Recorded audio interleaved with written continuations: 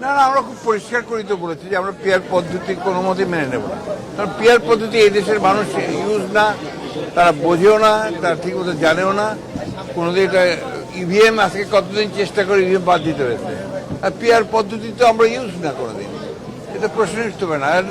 That's not adult franchise, মানে direct যে গণতন্ত্রের যে অধিকার আমার, সেই অধিকারটা তো সেখানে বিঘ্নিত হয়। সেগুলো তাদের ব্যাপার, সেগুলো তাদের ব্যাপার, তাদের দলের সিদ্ধান্তের ব্যাপার। কিন্তু বাংলাদেশের মানুষ এখন নির্বাচন চায়, এবং নির্বাচনই এখন একমাত্র উপায় যে বাংলাদেশকে যে সংকট আছে রাজনৈতিক এবং অর্থনৈতিক, সেই সংকট থেকে উদ্ধার করার একমাত্র পথ হচ্ছে নির্বাচন, এবং সেটা একটা অবাধ সুষ্ঠু নির্বাচন।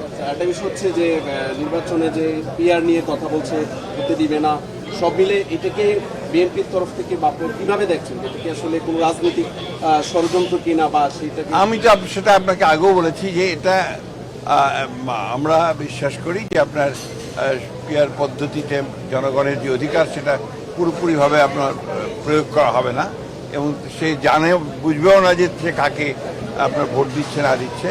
এটা তো বাংলাদেশের মানুষের ইউজ না, সুতরাং এটা গ্রহণযোগ্য না।